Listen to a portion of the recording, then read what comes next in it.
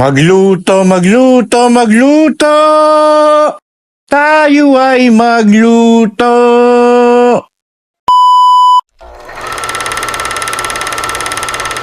Good morning! Magandang umaga sa inyo. Dito na naman tayo. Kasama natin tong kambal ko. Hindi totoo yan. Uy! Dito sila, oh! Ano ba yan? Ano pang pakita nito? Ano ba ginagawa mo dyan? Ngayon kasi, may nagpaluto sa atin ng... may nakain kasi kaming Spanish sardines pero bangus. Susubukan natin ngayon dahil masarap. So, kaibigan ko nagpaluto. Tago natin sa pangalang Pops. Gag! Uy! Ano ba? Ano ba yan? So, subukan lang natin. First time ko magluluto nito. Nag-research ako. Subukan natin kung makakagaya natin yung katulad nung nakain naming masarap. Hoy, paalam ka na. Busy naman to. Ayaw mo? Bahala ka. Bye! Let's go! Let's go!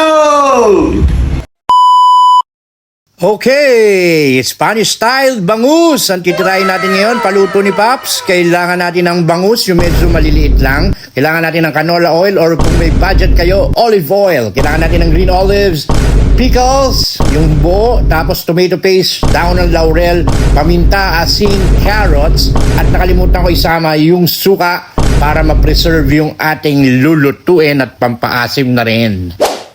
Kailangan natin ng carrots. Unang-una dahil social ako, may peeler ako. Babalatan ko yung aking carrots at hihiwain ko ng pabilog-bilog lang. Medyo makakapal para hindi siya malusak mamaya sa pressure cooker. Okay! Kasunod niyan, ang ating carrots, yung ating pickles. Ganun din, bilog-bilog lang. Medyo kapalan ninyo para hindi siya malusak. Medyo maraming pickles para mas masarap. Hindi totoo Alright.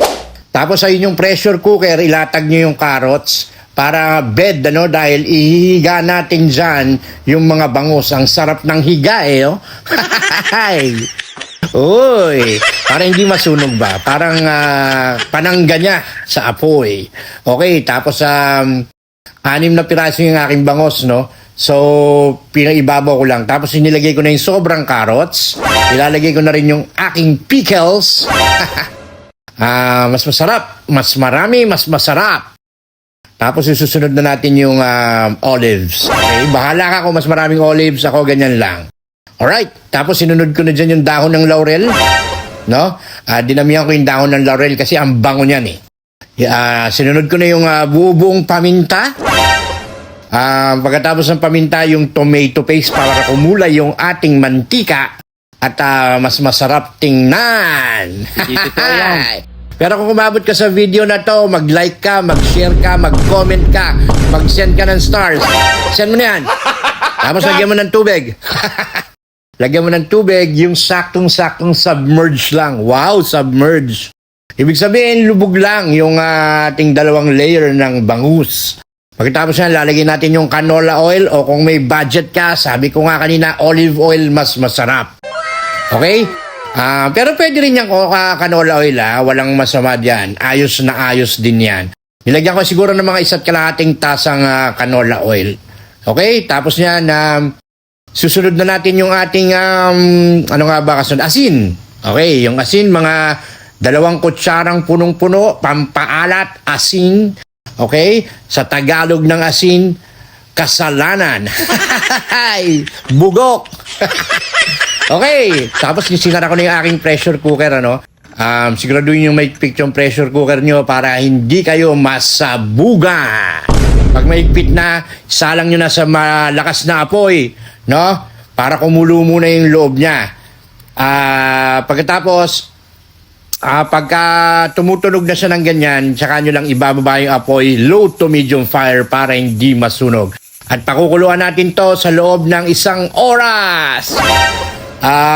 Pagka okay na, 1 oras na, binuksan ko, ganyan na ang itsura niya. Medyo may tubig pa siya, hindi ako naligayahan kasi dapat medyo mantika na lang yung matitira dyan. So ang ginawa ko, pinakuluan ko lang siya sa mahinang apoy, nilagay ko yung suka, no?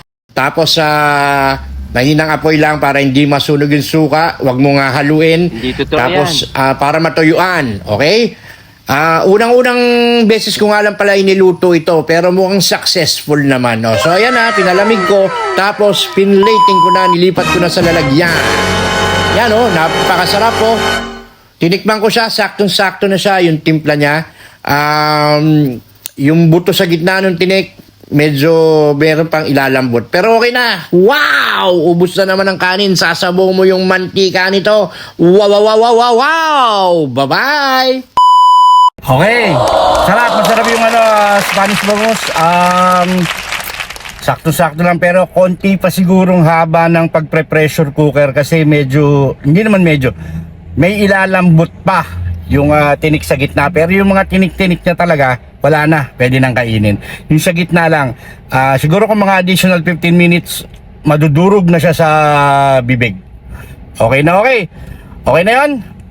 Hatid ko na si Apple. Bye-bye!